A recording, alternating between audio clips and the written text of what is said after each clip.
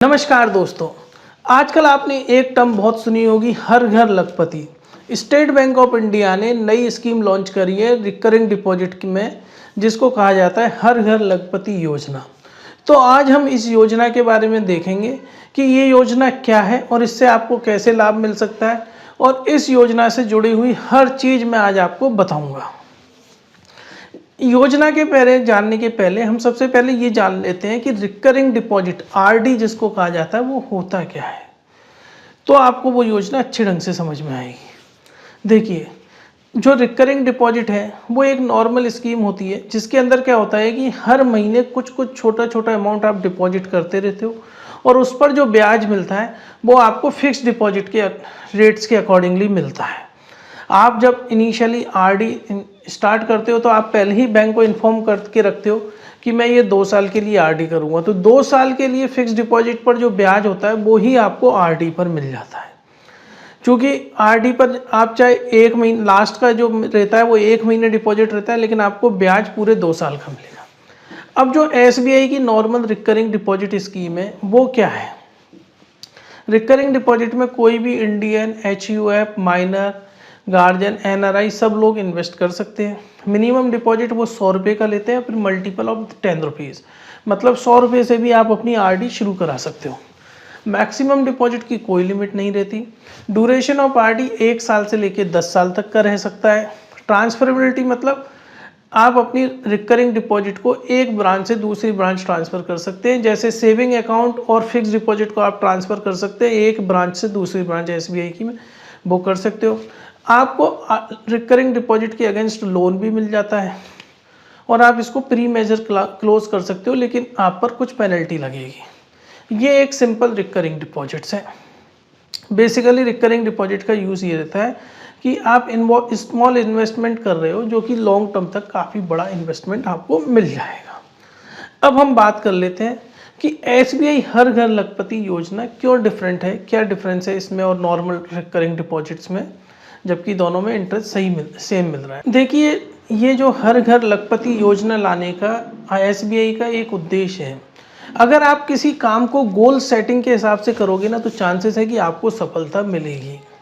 अगर देखो, नॉर्मली कोई आपसे कहे कि आप रिकरिंग डिपॉजिट में इन्वेस्ट कर लो, तो आप क्यों करूँ मैं इन्वेस्टमेंट। लेकिन अगर यदि आपके सामने ऐसा गोल हो जाए कि यार रिकरिंग डिपॉजिट में मैं कितना इन्वेस्ट करूँ कि मेरे 1 लाख रुपए बन जाए, तो क्या रहेगा कि आप उस गोल को लंबे समय तक कर पाओगे। बेसिकली विदाउट गोल क्या है कि आप शायद नहीं 1 लाख रुपए इकट्ठे नहीं कर पाओ, लेकिन अगर कोई आपसे कह दे यार 1 लाख रुपए आपको 3 साल बाद मिलेंगे, इतना इतना हर महीने डिपॉजिट करना है, तो आप पूरे दिलचस्पी से उसको पे करोगे कि यार 1 लाख रुपए मैं अपनी डॉटर के लिए, अपने सन के लिए इन्वेस्ट कर रहा हूँ, ताकि जब 1 लाख रुपए हो जाएंगे मैं उनके नाम से एक एफडी या इन्वेस्टमेंट कर दूंगा।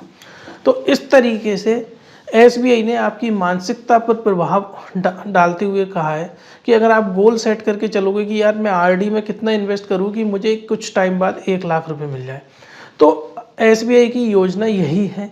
रिकरिंग डिपॉजिट नॉर्मल में भी उतना मिलेगा, लेकिन अगर आप गोल सेट करके चलोगे तो आपको सफलता ज़्यादा मिलेगी। तब आपने सोच लिया कि यार 1 लाख रुपए मेरे बचेंगे, तो आप कैसे भी करके उतना इन्वेस्टमेंट हर महीने करोगे, नहीं तो ऐसे नहीं करोगे। अब हम इसकी पूरी डिटेल में समझते हैं हर घर लखपति योजना क्या है। देखो, हर घर लखपति योजना में जो मैच्योरिटी अमाउंट होता है वो 1 लाख रुपए होता है। मतलब आपके गोल सेट कर दिए जाते हैं, आप अपने अकॉर्डिंगली बोले 3 साल, 5 साल, 10 साल में जब आपको बोले कि 1 लाख रुपए चाहिए, उसके अकॉर्डिंगली बैंक आपको बोल देता है कि हर महीने आपको इतना डिपॉजिट करना पड़ेगा, और उस हिसाब से सिस्टम में आपकी आरडी का अकाउंट क्रिएट हो जाता है। दूसरा, अब एलिजिबिलिटी बताते हैं कि कौन इसके लिए एलिजिबल है। इसके लिए जो एलिजिबल है वो इंडियन नागरिक एलिजिबल है, और अगर कोई माइनर जो 10 साल से ऊपर है और खुद के साइन कर सकता है वो भी इसके अंदर इन्वेस्टमेंट कर सकता है। अब आते हैं दूसरी चीज़ कि इसका कैलकुलेशन कैसे होगा, मैं कितना पैसा डिपॉजिट करूंगा, इसके कैलकुलेशन किस तरीके से हो रहे हैं वो मैं अब डिटेल में आपको बताता हूँ। सबसे पहले ये देखिए एक चार्ट कि 3 साल के अंदर, 3 साल से 10 साल तक आपने कहा कि मुझे 1 लाख रुपए चाहिए, तो इसके अंदर 2 टेबलें दी हुई है मैंने, एक तो सामान्य नागरिकों के लिए, एक वरिष्ठ नागरिकों के लिए। मान के चलो आप चाहते हो कि मैं 3 साल के अंदर आपका 1 लाख रुपए मिल जाए 3 साल बाद। अगर आप नॉर्मल सामान्य नागरिक हो, मतलब 60 साल से कम उम्र है आपकी, तो आपको 2500 रुपये हर महीने इन्वेस्ट आरडी में डिपॉजिट करना पड़ेगा। मतलब 2500 रुपये की आरडी आप खोलेंगे तो आपको 3 साल बाद 1 लाख रुपए मिल जाएगी। अगर आप चाहते हो कि मैं 10 साल के अंदर 1 लाख रुपए मिले, तो आप हर महीने 591 रुपये अगर डिपॉजिट करना शुरू कर दोगे आरडी में, तो आपको 10 साल बाद आपका जो एक्यूमुलेट सम है वो 1 लाख रुपये हो जाएगा। मतलब 591 रुपये बहुत छोटी रकम होती है, तो आप सोचो कि 10 साल बाद वो 1 लाख रुपये हो जाएंगे। वहीं अगर वरिष्ठ नागरिकों की बात करी जाए तो वरिष्ठ नागरिकों में क्या होता है कि जो रेट ऑफ इंटरेस्ट होता है वो 0.5% ज़्यादा मिलता है एक सामान्य नागरिक को, तो उनका जो अमाउंट आएगा वो थोड़ा सा कम आएगा। जैसे अगर 3 साल की बात करूँ तो 2480 रुपये उनको डिपॉजिट करने हैं हर साल। अगर वो 10 साल में चाहते हैं तो 574 रुपये उनको डिपॉजिट करने हैं। अब हम कर लेते हैं रेट ऑफ इंटरेस्ट की बात। देखो, सबसे पहली बात कि इस योजना में भी आपको वही रेट ऑफ इंटरेस्ट मिलेगा जो नॉर्मल आरडी में मिल रहा है, नॉर्मल एफडी में मिल रहा है, सिर्फ यहाँ पर गोल सेटिंग हो जाती है। अगर आज की मैं बात करूँ जनवरी 2025 की, तो स्टेट बैंक ऑफ इंडिया में जो इंटरेस्ट रेट चल रहा है फिक्स्ड डिपॉजिट पर, उसकी लिस्ट मैंने आपको दी हुई है। 3 साल, 5 साल, 6 साल, 10 साल तक के लिए जो इंटरेस्ट रेट है, और आप सीनियर सिटीजन का देखोगे तो उसमें 0.5% ज़्यादा है हर किसी में। तो ये रेट ऑफ इंटरेस्ट है, इसके अकॉर्डिंगली आप अपना गोल सेट करते हो। मान के चलो अगर आप 3 साल की आरडी खुलवाते हो तो आपको 6.75% इंटरेस्ट मिलेगा। अगर आप 10 साल की आरडी खुलाते हो तो आपको 6.5 मिलेगा। अब हम बात कर लेते हैं कि और चीज़ों के बारे में। देखो, पीरियड ऑफ डिपॉजिट मैंने कहा ये 3 साल से 10 साल के लिए इसमें रहेगा, कि आपका पहले से ही गोल निर्धारित हो जाएगा कि आप 3 साल के लिए इन्वेस्ट करना है या 10 साल के लिए इन्वेस्ट करना है। अब दूसरी बात, मैच्योरिटी डेट। मैच्योरिटी डेट क्या होगी? देखो, मैच्योरिटी डेट ही होगी, मान के चलो आप 3 साल के लिए जब अकाउंट खुलवाते हो तो जो आखिरी पेमेंट होगा उससे 30 दिन बाद आपकी ये मैच्योरिटी डेट होगी। मतलब ये मान के चलो अगर अभी जनवरी 2025 चल रहा है, मैंने आज की डेट में 2500 रुपये से आरडी खुलवाई 3 साल के लिए, 2026 2027 दिसंबर 2027 को जब मैं आखिरी पेमेंट करूँगा ना, तो जिस दिन आखिरी पेमेंट करूंगा उसके 30 दिन बाद मेरी मैच्योरिटी की डेट होगी। मतलब 30 दिन बाद मेरे 1 लाख रुपए हो जाएंगे आरडी में। सिंपल कॉन्सेप्ट है।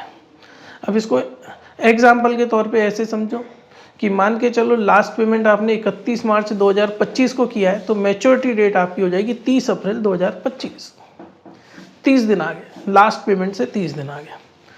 अब हम दूसरी बात कर लेते हैं, प्री पेमेंट पेनल्टी। मान के चलो किसी कारणवश अगर आपको ये वाली आरडी तोड़वानी पड़ती है, प्री मैच्योरली पेमेंट लेना होता है, तो फिर क्या क्राइटेरिया? अगर हम प्री मैच्योरली की बात करते हैं तो इसमें 2 कंडीशन आती हैं। पहली कंडीशन ये आती है अगर आपका प्रिंसिपल अमाउंट 5 लाख से कम है। दूसरी कंडीशन ये आती है प्रिंसिपल अमाउंट 5 लाख से ज़्यादा है।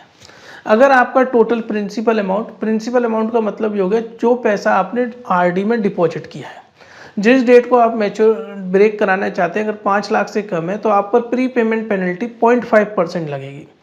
0.5% आपको प्रिंसिपल अमाउंट पे नहीं लगेगी, जो इंटरेस्ट रेट होगा ना उस पर 0.5 कम मिलेगा आपको। मान के चलो 6.75 रेट ऑफ इंटरेस्ट पे निर्धारित हो रही थी आपकी आरडी, लेकिन आप प्री मैच्योरली ब्रेक कराते तो 6.25% से आपका इंटरेस्ट कैलकुलेशन होगा। आप इस गलतफहमी में मत लीजिएगा कि प्रिंसिपल पर कोई पेनल्टी लगेगी, नहीं, जो इंटरेस्ट मिलना होगा वो कम मिलेगा। अगर आपका 5 लाख से ज़्यादा प्रिंसिपल अमाउंट बनता है तो आप पर 1% की पेनल्टी लगेगी। अब मैं इसको एग्जाम्पल के तौर पे समझाऊंगा कि किस तरीके से, तो आपको और क्लियर हो जाएगा। सबसे पहले हम एक एग्जाम्पल ले लेते हैं 5 लाख से कम का केस, कि अगर 5 लाख से, मान के चलो आपने 4 साल के लिए आरडी खुलवाई, लेकिन अब वो 36 महीने से रन कर रही थी, 3 साल रन कर रही, लेकिन अब आपको वो ब्रेक करनी है 3 साल के लिए। जैसे अगर यदि मैं पहले की बात करूं, जो इंटरेस्ट रेट जो चल रहा है आप यहाँ देख सकते हैं, 3 साल के लिए भी 6.75 है और 4 साल के लिए भी 6.75 है। अब हम आ जाते हैं अपनी पीपीटी पर कि उसमें क्या रहेगा। मान के चलो 4 साल के लिए आपने आरडी खुलवाई, लेकिन तीसरे साल खत्म होते ही आप उस आरडी को बंद कराना चाहते हो। मंथली पेमेंट आप 5,000 कर रहे थे, तो टोटल प्रिंसिपल अमाउंट जो बनता है वो 1,80,000 बनता है, मतलब 5 लाख से कम। तो पेनल्टी लगेगी 0.5 on applicable interest rate for 3 year. जिस दिन आपने एफडी खुलवाई थी उस टाइम पे जो 3 साल के लिए इंटरेस्ट रेट चल रही थी उस पर 0.5% पेनल्टी लगेगी, ना कि करेंट इंटरेस्ट रेट पर, ये याद रखिएगा। जिस दिन एफडी खुली थी उस दिन क्या इंटरेस्ट रेट चल रही थी उसके अकॉर्डिंग इंटरेस्ट रेट चल रही थी 6.75, तो आपको एप्लीकेबल इंटरेस्ट रेट 6.25 हो जाएगी।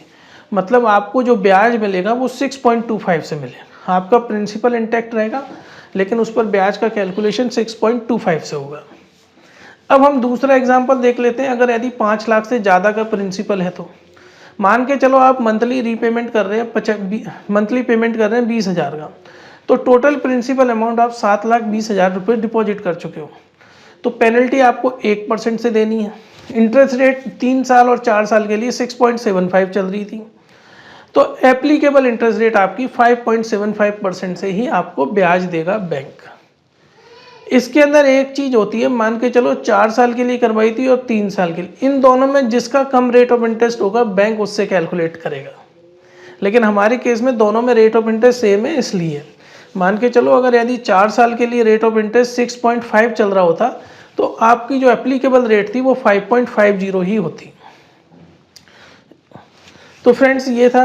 बाकी मैं आपको बताना चाहूँगा हमारी company connecting dots personal loan और बिजनेस लोन कराती है पैन इंडिया। फाइल अगर आप किसी और की फाइल हमें रेफ़र करते हो तो हम 2% तक का आपको कमीशन देते हैं।